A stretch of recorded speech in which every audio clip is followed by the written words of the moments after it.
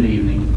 My name is Jeffrey Ravello. I'm from Hackensack, New Jersey, and I'm here to raise something to the board of national significance, which is the Glass-Stegall Act, which is now before the Congress.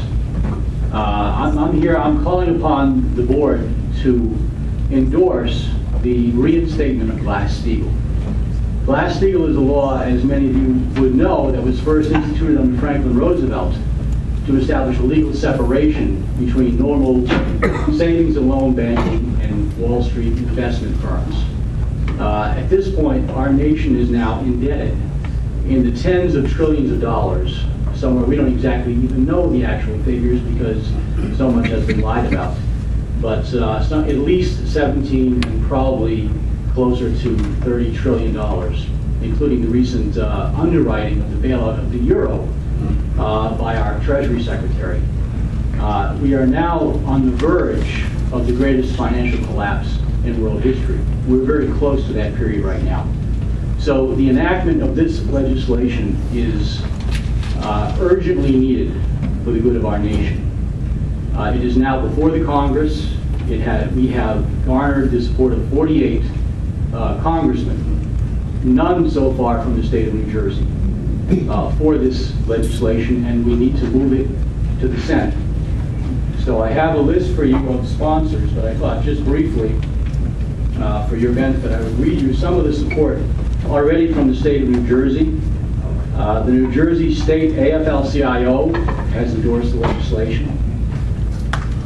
The National AFL-CIO has also endorsed it.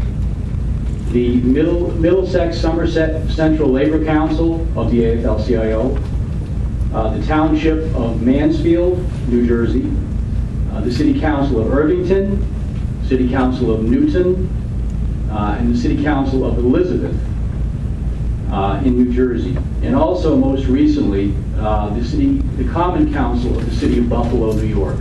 But those are just a few examples. We have a whole list, and I have a package for you, which I can deliver to the young lady for your. But that's my request, and I would ask someone on the council to please take this up. Thank you. Thank you, Mr. Bell.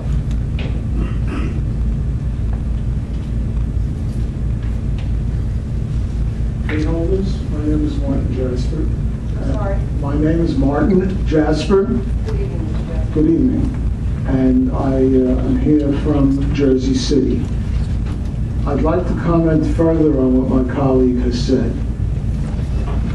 I was looking at some statistics today, and I'm happy to see that the median income for a household was over $55,000 in this community, and the median income for a family was over $65,000. And that's, given the situation we have these days, that's pretty darn good, so I congratulate you on that. I also congratulate you on finding the funds, which I didn't expect to see, to do all that upgrading of facilities for youngsters. It's terrific. Couldn't do better.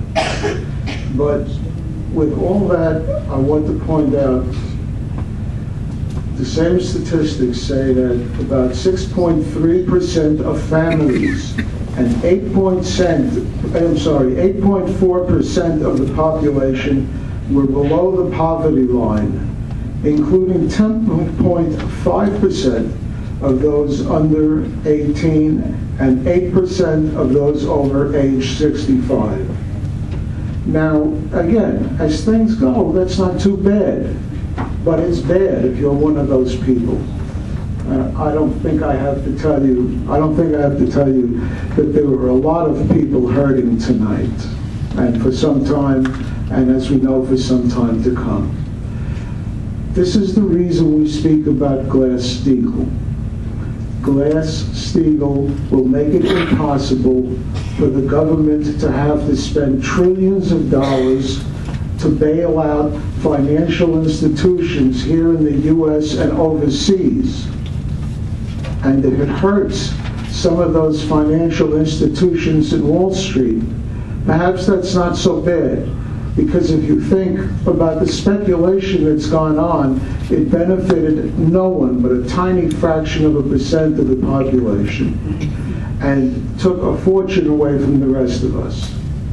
It's extremely important that you take a look at this, consider it, and think about it when you look at your austerity budget. And I'm sure even though this appears to be a fairly wealthy community, comfortable by most standards, I don't think there is a single community in the USA that is not working on an austerity basis. And why are you working on an austerity basis? Everybody paid their taxes, no different than any other time. How did we get here? We got here because speculators forced the U.S. government to bail out their losses by finding a way to become wholly owned by banks so that the government would have to bail them out. The U.S. government is allowed by law to bail out business and savings banks if the fall of those banks looks like it may substantially injure the country.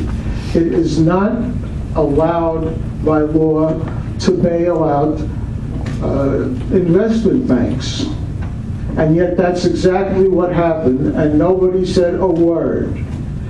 Because the investment banks aligned, which were not allowed to get that money back, aligned themselves with the other banks, which is illegal under the Glass-Stegall law, the original law that we were talking about, and that was put into place by Franklin Roosevelt in 1933, when the country was hurting at least as badly as it is now.